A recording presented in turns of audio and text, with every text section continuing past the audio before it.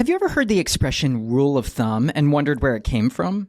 Well, legend has it that in the 1600s, English judges ruled that a man could beat his wife with a stick as long as it was no thicker than his thumb. Yikes. Or should I say, blimey. Anyway, that sounds right, doesn't it?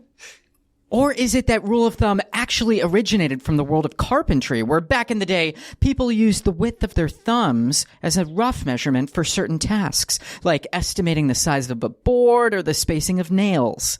That sounds right. And yeah, it's actually the carpentry one. But let's face it, the wife-beating story is not only way more problematic, but also like, I'm listening. Every week, I am joined by a celebrity guest who will try to convince me that their origin story for a popular phrase or expression is the real one. Join us as we uncover the bizarre and often surprising histories behind everyday language. I'm Andrew Keenan-Bolger, and this is That Sounds Right. I am delighted to introduce my guest today, Tyler Joseph Ellis. He is an actor, singer, and comedian who's appeared on HBO Max's The Sex Lives of College Girls and Netflix's That 90s Show. He's also a certified social media star on TikTok and Instagram, where he posts hilarious, cringy, frighteningly accurate videos spoofing theater kids. I watch them through my fingers, only pausing briefly to wipe away tears of laughter. Please give it up for Tyler Joseph Ellis. Yay, the studio audience is They love it. They love it. Oh my goodness. Gosh, thank you for the intro. That was so sweet. Thank you. Oh man, Tyler, you make these videos that make me cackle so much. They are like POV, you're watching the end of a contemporary play, or like POV, you approach the senior theater kids. Where do you get these ideas from? Well, the boring answer is I did a lot of theater. And I think what I've come to realize, you know, especially when theater was gone for a second and I started making these videos, it sort of made me look into how silly, like I have a degree in theater. Sure. Do we both have a degree? Bachelor of Fine Arts. No, I actually have a bachelor's of arts. Don't get it twisted. Okay. I minored in marketing. I don't have the F, unfortunately. Oh my gosh. It was also just because there wasn't a BFA musical theater program which at USC. is probably a more useful degree. But no, I think both are equally unuseful.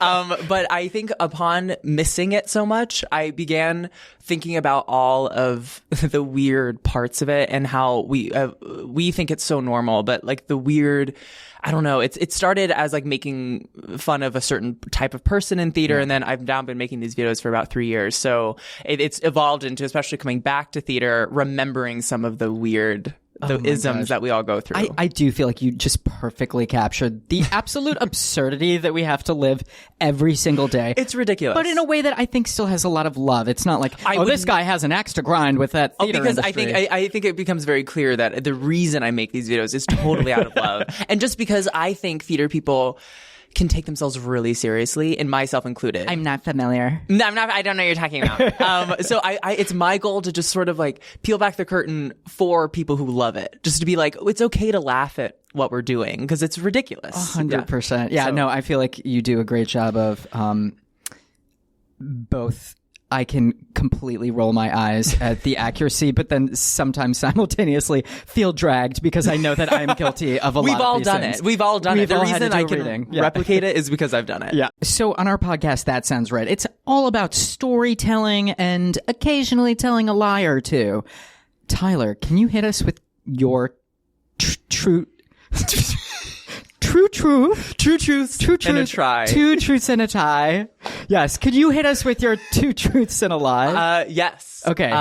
Okay. Let's begin with, I performed a bird call on The Late Show with David Letterman. Oh my. I, missed my dog's death, like putting the dog down because I was on my 13th day of quarantine from COVID. Oh. And the beloved and at times controversial actor Jim Carrey is my godfather. Wow. Okay, I am going to go with the lie is your dog one because I just don't want that to be true. It's true, unfortunately. Oh, no. Wait, what's the lie? The lie is the Jim Carrey one. You know what? I could see the family resemblance. No, exactly. So that's why I was like, okay, I think because I get compared to him more than anyone else, which is interesting. Yeah. Because I'm like animated. Wait, so you were on David Letterman doing I bird performed calls? a bird call on David Letterman. Yes. A single bird call? It was the growl duetting call of the Pacific Loon, and I did it with my friend Merritt. We won a bird calling contest, our high school's bird calling contest in high school, and the winners every year were flown out to David Letterman to perform the call. Well, the good news is I'm not going to make you do it. It's a Just two-person kidding, please bird. do it. Oh, it's a two-person bird. It's definitely I could do my team part. sport? It's a team sport. Okay. Some people you can do it by yourself. Some you can do up to 3 people for one bird, like a chicken, like all the different sounds. How many vocal cords does that bird have? How many does it have? No, that's an excellent question, and it's often because you want to just do it with your friends, so you just figure out a way to do it with 3 people. But I could do it's going to peak the mic. Okay.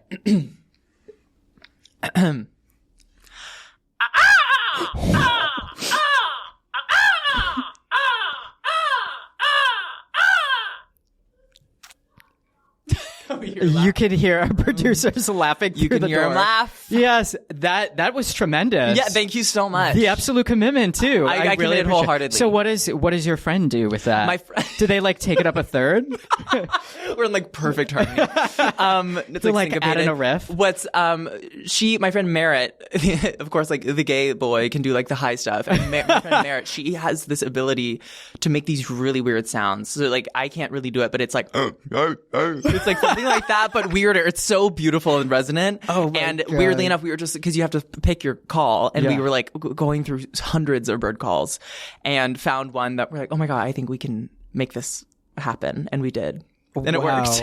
So yeah, I'm glad I tricked you. We're off to a very really good start. I am incredibly gullible, apparently. All right, so Tyler, I think we should get into the game. That's hot. Would you like to know the rules? I need to know the rules. You need to know the rules. This would be helpful.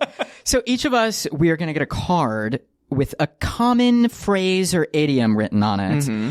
And it's also going to have its origin story, its actual origin story. So we get 5 minutes to review the actual origin, make some notes in the margin, and then we decide if we are going to tell the real story or if we can do one better than history and make up our own. Great. So either way, we have to convince the other opponent that our story is the real one. Okay. So we are going to take a break so we can get to thinking.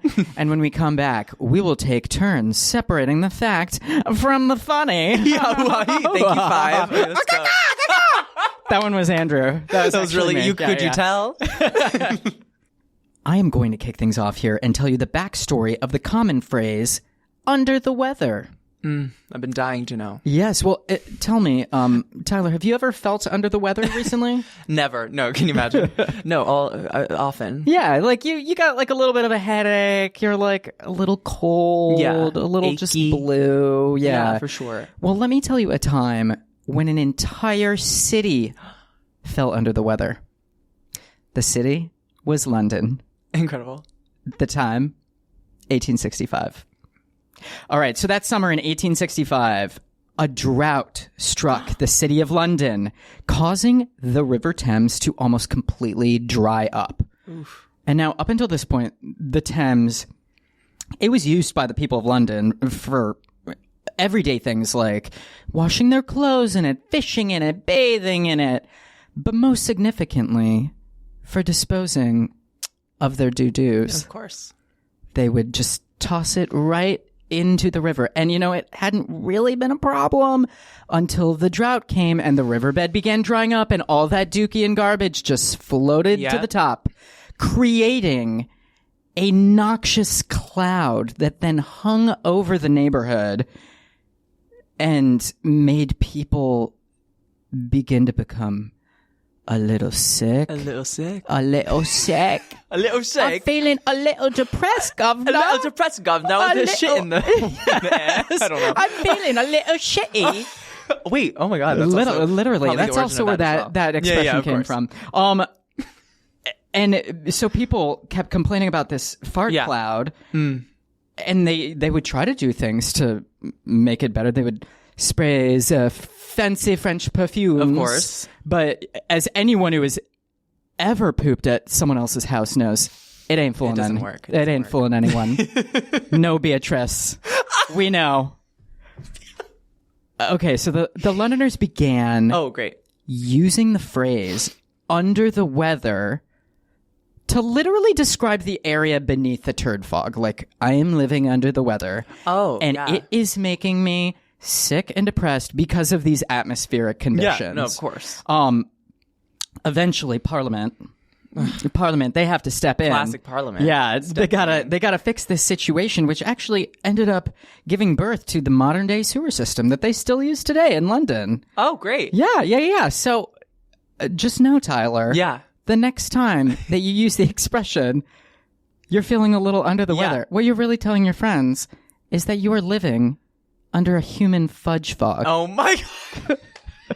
Human fudge fog was my nickname in high school. I have that written and like circled. I'm like, that's pretty good. Yeah, that's really good. Yeah, so you can either like, if you feel like asking me some questions about it, you can, or if you have fully made up your mind. Well, do you know how long this drought lasted? Like how long? It luckily, thankfully, only lasted that summer. Eventually, if you know, London is pretty gray and rainy. Yeah, and eventually, I was gonna say, like, they got their little by the fall. Okay. The cloud had dissipated, and people had returned to throwing their dookie right back in the Thames. Yes. Even with the new sewer system. Yeah, well, that took years and years. Yes. I mean, I have friends in London that definitely still poop in the Thames, just for fun. Just for fun. Yeah, You're like, because they're traditionalists. They want to keep it going. Okay, excellent. Did this affect like the globe? Does this like affect the theater? Well, actually, London, weirdly, they had been like really putting this off because indoor plumbing that came about. Yeah. Like mid 18th century for a lot of other developed nations. The U.S. not so great. Great. Didn't happen for us later, but I think probably the U.S. probably ended up basing a lot of their current grid off of that doesn't surprise me. Off of Parliament's sewer system. This makes me want to go back to school. Like I feel like I learned so much. They teach this in marketing? They sure in marketing class. Yes, sweetie. Yes, sweetie, honey bear. For sure. Okay, thank you for that. Uh-huh. Is it my turn? What do you think? Like, you get to say I get to say? That sounds right. Or like, girl, that doesn't sound right at all. Okay. And you can explain your rationale. I am here. I am here. Active audience. The thing is, this does sound right to me. Mm-hmm. This sounds like it absolutely. I'm trying to think of any other possible origin for the word, and if it's not this exact scenario, I think it has to be something like under the weather and feeling sick, like catching a cold when it's gray outside. Like maybe that's where it comes from, but I prefer the fudge cloud. One does have to prefer the fudge cloud. I'm going to say that sounds right. I think you didn't make that up. Oh, Tyler, I am so excited because this is my first win. Oh my, are you serious? Yes, no, that's totally false. So for the people at home, we are given these sheets and you have the option to write in things. And I was like, I think part of the mind game that Andrew's going to play with me is that you're just going to copy what's on the other side. Because I was playing like, five-dimensional chess here. I was like, well, Andrew's writing, so that means it's clearly fake. I was like, I just have a feeling because he's the host of this shindig and has done this before that it's like, oh, this is actually a tactic. I thought you were being no, that is. Do you want to hear the actual? I would love to hear the real origin. So the phrase, it does appear in the 1800s, which is when I chose. The timing is under the weather has its origin in the maritime language, when a sailor became ill or seasick, often because of violent weather conditions, they were sent below deck to the most stable part of the ship, which was under the weather rail. So the phrase under the weather rail was shortened to the idiom under the weather. Also, I'm like, that sounds right too. That sounds right. God, idioms. Yeah. Idiots and idioms. Yeah. The alternate title to this podcast. Yeah. Great. So, I thought you were my rationale was like, I think you're framing this like wink, wink, nudge, nudge, also to trick me. I'm like, I totally was like, you're like, oh, this like shit cloud, but it's like actually in like a textbook it'd be like, no, this is what's happening. Like this was a huge problem. I could picture this happening. I could picture it happening. One has to assume that people were pooping in the river. I mean, exactly. It's right there. I've seen it here at the Hudson River. All right, so we're going to take a break, and when we come back, Thank you, we have Tyler's story. Ooh. I'm really excited about this phrase. Okay. Because I do use it a lot. Oh. And it's lose your marbles. So I Oh. think I'm going to tell you the story of how that came about. Okay. So if you don't know what it means, listener, watcher, it means to lose one's mind or to become insane. Yeah. Right? Yeah. I feel You like... think you understood that? Yeah. Correct? Okay. Yeah. So the exact origin is a little bit unclear. Just like that's Sure. like that's a big whatever. Yeah. But this is the tale that people tell and has made its way into culture. Okay. So in the Jacobean era, Excuse me? the Jacobean era, so like Jacobean era, which is essentially when King James VI ruled England and Scotland. Oh, we got a history nerd up in here, y'all. Bitch, I'm just reading from the cop. So he was a king that had a tendency to be like, I guess we would use bipolar now, but like someone who like would feel one way and then like be in the best spirits and then like in the next day Would be a little under the weather. Yeah. under the weather because of the fudge storm that was happening, even though this isn't the same time period. But so he had a tendency to like switch emotions very quickly. So people were very careful around him. Okay. And this was also though, because he was so eccentric, this also was an era of like very specific fashion art theater, like the Jacobean, like you look at a Jacobean painting and you know exactly that it's a Jacobean painting. I'm going to get people it's reading me for Jacobean. being like... I don't think it's Jacobean. I think it's Jacobean. That sounds I know it's that. I know that is the era. It's like in the early 1600s into like the 1620s. I love it. I feel like my history knowledge begins at the movie Elizabeth starring Kate Blanchett, and everything before then is like who could out say? the window. Who could say? Well, with King James. The Bible dude, right? I think Didn't he have a James Bible? VI. Maybe he was one of the Bible Okay. ones. Someone has to fact check that because unfortunately that's everyone not is on this sheet. Everyone is screaming at their iPhones. Yeah, They're like it's just like someone get these twigs a history book. Idiots! These gay idiots. Alternate title to the podcast. Well, gay idiots. So because he was he appreciated the arts and expressed a lot of himself in arts. He has a lot of paintings of himself. He was perhaps a narcissist. He had a lot of like productions and exciting like balls or whatever balls. Still funny to me. At his castle. Gotcha. This happened in Scotland because ruling Scotland and England at the same time. So this, obviously the term marbles as a word existed before, but he had a tendency to keep 3 lucky like marbles in his pocket. Like he was known for always carrying marbles with him. It was just one of his like isms. So during the middle of a John Webster play, like the author John Webster did a play at the castle, he like in the very middle of it was like reaching for his marbles or whatever. I think it was sort of like a fidget spinner, but back in the day, just to have something to like play with. They weren't in his pocket. Like, I don't know why. I don't know. A servant took him or whatever. Yeah. And he freaked out and like completely lost his mind. He was like throwing things. The play was obviously canceled. Yeah. So around the castle, like, it was like, don't lose his marbles, whatever. But what happened, because word spread very quickly in both England and Scotland, is like, don't lose your marbles, which was like sort of a slight to the king. So you had to be very careful saying it. But then it caught on. I love how that works. Can you give me your best like Scottish accent of lose your marbles? Oh my God. Don't lose your marbles. Oh, that was pretty good. Oh, don't do that this was to me. pretty good, though. No, I don't know. No, that was great. Scotland, don't lose your marbles. Lass. I don't know. Is that, yeah, for sure. Just sound like Shrek. Exactly, which is easier said than done. But yeah, that's the story. And then it says pop culture reference. Oh yeah, hit me with a pop culture reference. It was a video game called Lose Your Marbles. Lose Your Marbles. It was a Windows video game. A Windows video game. Windows 97. Oh yeah. I never played that one. Did you ever play literal marbles? Oh, like the with the glass ones. I don't know. What's the game? Is it like trying to hit each other's marbles? I am going to go with like my 90s childhood self. I believe you draw out like a circle with chalk on the street and then you like try and hit them. Oh. Maybe that was one I made up. Maybe I made up the game of marbles. Whenever I think of marbles, which is not marbles, it's like the game Mancala. Oh, Mancala. Which I really liked that game. Me too. That was all about like numbers, and when it like fit perfectly, it felt really good. I feel like also marbles is like a British slang term for balls. For balls? Yeah, I think so. What if we're lucky?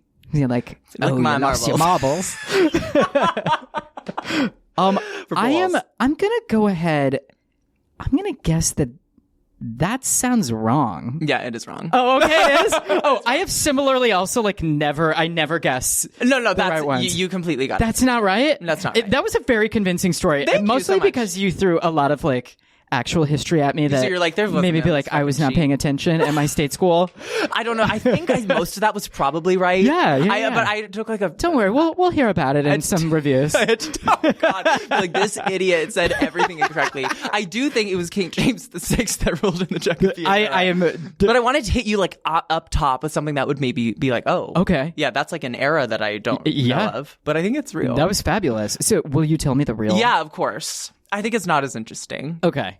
So the exact origin of the phrase is unclear, which is what I said in the beginning. Yes. However, experts believe losing one's marbles originated in the late 1800s. So over 200 years after what I was saying. Marbles were popular toys long ago. I would argue they still are. The word marbles, though, was also used to refer to one's personal belongings or stuff. Some people believe marbles eventually came to be associated with one's mind or wits or common sense, too. Okay. Since marbles were important playthings and one's personal belongings or stuff would also be very important, one can see how one's mind, wits, or common sense could be associated with things, with these other important things. So like losing something significant. I would choose to believe that your story is the correct So that's what I said. I'm like, I'm not going to say that. Like, I can't say this. Yeah. I'm going to make up my own. I've got my own, yes. I've got my own wits and marbles about me. So yeah, so I gave you a story that I prefer. That was Is that actually a video game called Lose Your Marbles? Yeah. So I went back to the pop culture reference, and it is Lose Your Marbles is a puzzle video game developed and published by Sega Soft. Oh, come on, Sega. And released for Microsoft Windows on August 19th, 1997. Wow. Okay. I have a question. Were you born in 1997? 1998. I was born. So this is actually before I was born. Oh my gosh. This ancient game from the 90s. Sega Soft. Yeah, it might as well be drawing chalk on the sidewalk. Drawing chalk on the sidewalk like a freak. What is this, Les Mis times? Well, I have some good news. So even though I am just really thrilled that I have actually won a round, you still have some time to gain back some points. Oh my God, this is a points game. So that buzzer that you see right next to you, shit. There is a buzzer. There's a buzzer that I've been aching to press. Yes, but yes. They instructed me absolutely not touch. to do that. Yeah. So for this round, our producer is going to read us an obscure and very strange law. And we each have a buzzer, and the first one to buzz in gets to guess if that sounds right or if she's totally lying. How many do we get? Is this one? We'll just do as many until we're bored. But we have geared our buzzers to our guest, Tyler, today. I'm a little scared. Yeah, so these are, I think, things that Tyler would probably appreciate and be very guilty of saying in his videos. Would you like to press your buzzer into the mic? Andrew Keenan Bolger. Okay. Okay. Thank you, Tan. Oh. Which literally he has said like 4 times. Thank you, today. Tan. That's the way I was saying it so much today, and that's one of the things. I was thrilled because I programmed those right before. You're like, haha, this will make all the sense. I'm so predictable. Okay, I don't actually know. I can't remember what mine is. It's the day of the show, y'all. Oh, it's the day of the show, y'all. The day of the show, y'all. Which actually drives me crazy because I feel like everybody says that it's a line from Waiting for Guffman, but actually it's not. We have misremembered that. It's actually somewhat apocryphal. I think it's today's the day of the show, y'all, which is what Parker Posey says, but it has become one of those Luke, I am your father. It's not actually what they say. So yeah, but that's a different podcast. That's a different podcast. That sounds right. In Honolulu, Hawaii, within the limits of any public park, it is unlawful to annoy any bird. Thank you, Tan. I think that's true. That is true. Yeah. Bird advocate Tyler over here. Well, honestly, thank God. Yeah, right? Thank you, ally. The Pacific loons all over, thank God. Yeah. Okay, I'm gonna say we can do one more. If you get one more, then I think that evens out the fact that I got one correct. If you do one more and he's right, yeah. we'll do a sudden death. Oh, and then we'll God, go into a sudden death. Okay. Oh, I'm all right. scared. I'm Let's see if I terrified. can still capture this. In Nags Head, North Carolina, you can be fined for singing out of tune for more than 90 seconds. Thank you, Tan. Day of the show, y'all. I think that's false. Oh, it's true. Are you serious? You could be fined? You can be fined for being a bad singer for 90 seconds or more. Who is the queen in North Carolina who wrote that? Was like, Wait, oh there my shall God. not be any out of tune singing in here. For more than 90 seconds. That's such a good They're rule. like, you get a 16 bar and that's it. You get 16 bars. Okay, we'll do a sudden death just for fun. Just anyway. Okay, we're doing a sudden death. They're being nice to me. In Nebraska, a man is not allowed to run around with a shaved chest. It's the day of the show, y'all. Thank you, Jen. just get it in there anyway.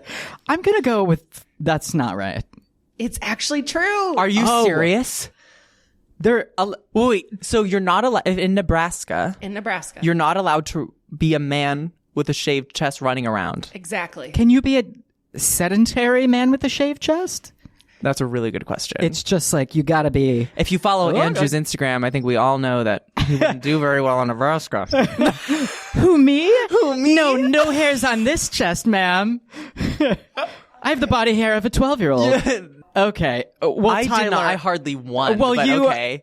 Regardless, I'll take Tyler, it, though. You still deserve an incredible prize, and I don't want to oversell it, but it's pretty incredible. Okay, my heart is pounding out of my chest, out of my very hairy chest. so Very I'll do hairless, beautiful twink chest. We More got of an you honor, a but- card. fine. Oh, the card. Should Yeah. I read it? Yeah, sure. Birthdays are like boogers. I'm going to show that quickly to the cameras because this is an audio and visual medium. Yeah. The more you have, the harder it is to breathe. Enjoy it. Your birthday, I mean.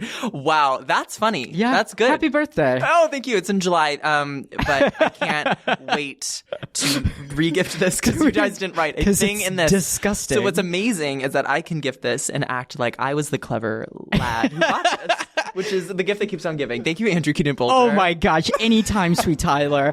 That is all for our show today. Please remember to subscribe, and if you liked us, come on, I gotta be a little thirsty and ask for a review. And tell your friends. Word of mouth really helps. Big thanks to my guest, Tyler Joseph Ellis, who you can find on all of his socials at Tyler Joseph Ellis. Do yourself a big favor and follow. And join us next week for another episode of Say It With Me, Tyler. That sounds right.